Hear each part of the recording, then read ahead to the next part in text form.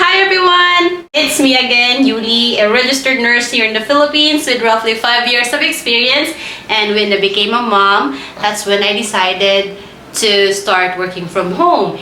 And right now, I'm currently working as a HIPAA certified medical virtual assistant, a social media marketing specialist, content creator as well. And since you guys like my video on how to use Ring Central, that video is one of my most viewed video here on YouTube. And if you're interested to watch, just click the icon on top of my screen. And because of that video, I got a collaboration with an outsourcing company here in the Philippines to do a recorded video on how to use Ring Central for their trainees. And while doing the recorded video, it got me thinking, oh no! Oh no! Oh no, what happened? Okay, Mama will be quick. Quick, quick, quick. Quick! Quick, quick, quick! Quick! Quick, quick, quick! Quick! Quick, quick, quick! Quick! Quick, quick, quick, quick, quick! Why not do another video of the VoIP system that I'm currently using, and that is the Grasshopper. So today I'm going to teach you guys how to use Grasshopper.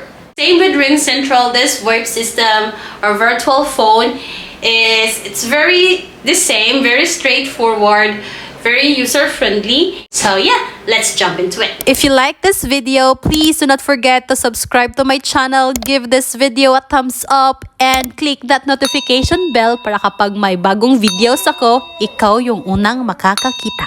Alright everyone, we are here in the Grasshopper website, and this is how the Grasshopper website looks like. And you can directly tell that they are currently offering a special offer, and you will see as well that they are offering a free trial. Then if you will click the try free button here, you'll see that they are offering 7 days free trial. Ang laki na niya na araw para experience mo yung mga features na ini-offer ni Grasshopper.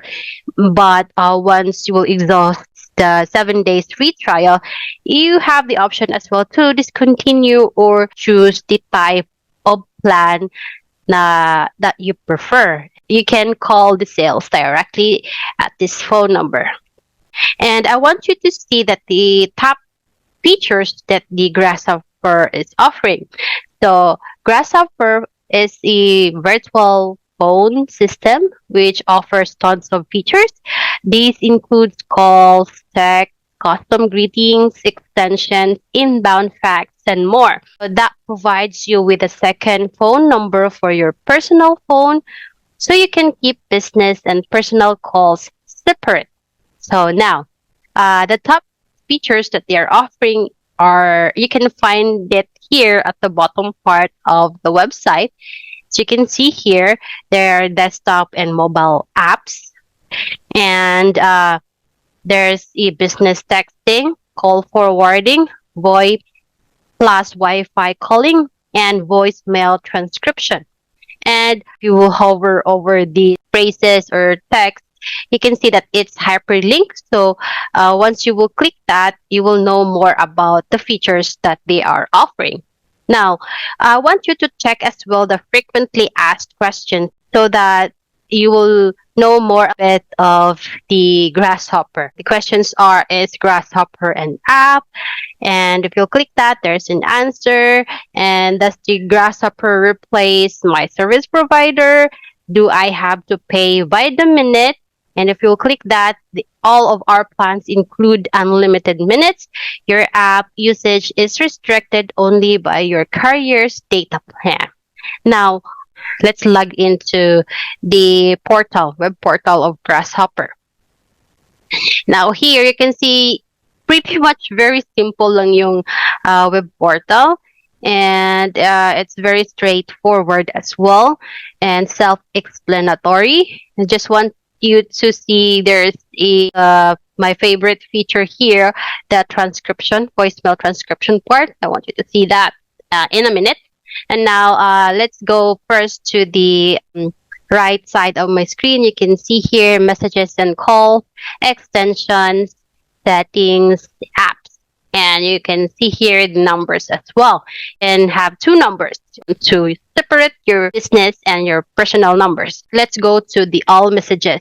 Just that means all inbound, outbound, and the voicemail. And what I have here are the voicemails. You can pause and play a message or the recorded message. You will see the number as well, where it came from, and the date and time when you receive it, the extension. You have the option as well to add a note. And there's also a more option where you can download and forward the message, and the option to delete it as well. Now, my favorite part of the voicemail is the transcripted part. If you don't understand the voicemail, especially kapag yung mga voicemail na nare-receive mo is yung parang muffled siya and hindi mo masyado maririnig or maintindihan yung message niya, can directly check it here, the transcription part, and you just have to read it. And yeah, hopefully na-transcripted siya correctly. Voicemail, same lang siya with the all messages. Yun lang yung na-receive ko from yesterday. Now, let's go back to faxes. Right here, for example, this. As you can see here, you can download the fax, and you will see the fax number as well, the date and time when you receive it, and you have the option as well to forward the message. And yeah, yun lang siya. Yan lang yung fax once you receive a fax. Yun yung itsura niya. Now, with all calls, it's self-explanatory. Inbound, outbound, the missed calls are all compiled here. And you will know na missed call siya kasi may red, naka-color siya na red here. And if you will click the missed calls option, all of it are colored red here. Same lang din yung makikita mo number and the date and time when you receive it, and the extension as well. Now, let's go to extensions. Yeah, you have the option to make an extension, especially if you're working with the team. Let's go to the settings part.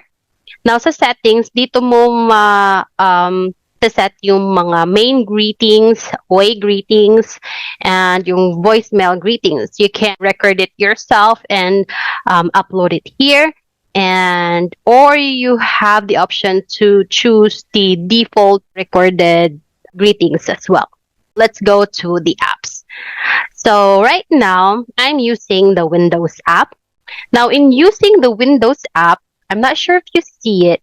So let me just drag it here. I hope that you see it. And this is how the Windows app looks like. Now you can click here. You can put pretty much very self-explanatory din. Makikita mo on the top part your phone number, and if you have extension, makikita mo din yung extension mo.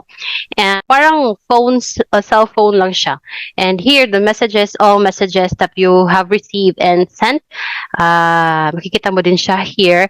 And the option, para lang talaga siyang cell phone, you have the option to call and archive or delete the conversation. And the recent calls that you receive, all calls, means inbound, outbound, and missed calls here, and the date and time, and the extension that they are using. Inbox, that means here mo makikita yung mga voicemails and faxes. With the phone app, hindi ko pa siya na-experience na gamitin sa phone ko kasi I don't want a phone app sa phone ko na associated sa work ko kasi I've tried using an app on my phone before, and that's the Spectrum the VoIP app. And hindi ko lang talaga gusto is kahit na, offline na ako, clock out na ako, I am still receiving calls. Very annoying. So I decided not to. Just to separate personal, from work. I don't like downloading an app on my phone. If the work really requires me to download an app, I'll force myself to download the app just to make the work out. Or if your client are just looking for a very simple virtual phone to know if it's applicable to the business or gusto lang niya talaga niya mag-try, you can offer Grasshopper. And yeah, if you want to know other VoIP system that I've tried as well, I have a video about Ring Central. You can go ahead and click the iCard on the top of my screen. And yeah, that's it about Grasshopper, guys. Very simple and very self-explanatory. And I love using this VoIP app. If you want to know more about how to become a medical virtual assistant, the link as well on the description box. And just go ahead and visit our description box below. And yeah, that's pretty much it. Hala na! Hala na!